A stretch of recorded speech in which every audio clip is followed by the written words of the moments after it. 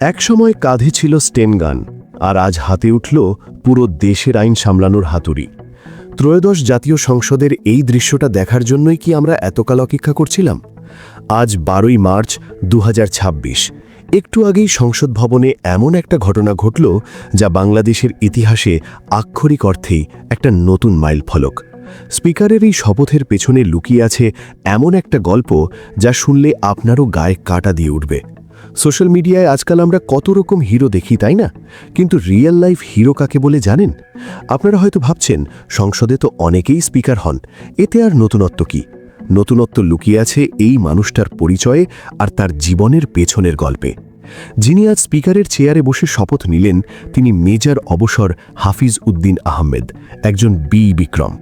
একটু কল্পনা করুন তো, যে মানুষটা ৭১ সালের রণাঙ্গনে নিজের জীবন বাজি রেখে দেশের মাটি রক্ষা করেছিলেন, আজ সেই মানুষটার কাঁপা কিন্তু দৃঢ় কণ্ঠে যখন প্রতিধ্বনিত হচ্ছিল, আমি ভীতি বা অনুগ্রহ, অনুরাগ বা বিরাগের বশবর্তী না হইয়া সকলের প্রতি আইন অনুযায়ী আচরণ করিব, পুরো সংসদ ভবনে তখন অন্যরকম এক আবেগ।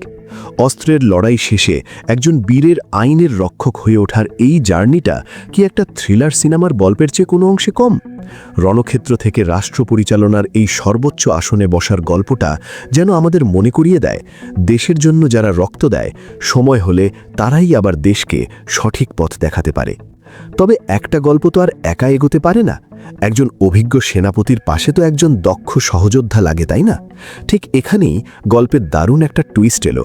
মহামান্য রাষ্ট্রপতির অনুমতিক্রমে যখন ডেপুটি স্পিকারের নাম ঘোষণা করা হলো, তখন আসলে তারুণ্য আর আইনের এক দারুণ কম্বিনেশন দেখতে পেল দেশবাসী। নেত্রকোনা ১ আসন থেকে নির্বাচিত ব্যারিস্টার কায়সার কামাল এলেন সেই গুরু দায়িত্ব নিতে। এখন আপনার মনে হতে পারে সংবিধানের ৭৪ বা ১৪৮ অনুচ্ছেদ, এসব কঠিন কঠিন আইনি কথার মানে আসলে কি?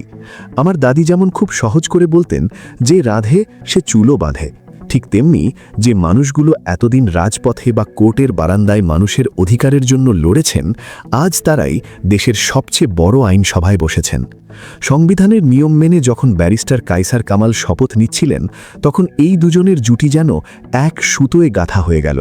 একদিকে বীর মুক্তিযোদ্ধার বিশাল অভিজ্ঞতা, আর অন্যদিকে একজন আইনজীবীর তীক্ষ্ণ মেধা।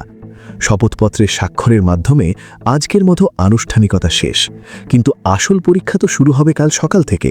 কি মনে হয় আপনাদের, বীর বিক্রম হাফিজ উদ্দিন আহমেদ আর ব্যারিস্টার কায়সার কামালের এই অসাধারণ জুটি কি পারবে দেশের সাধারণ মানুষের আশা পূরণ করতে?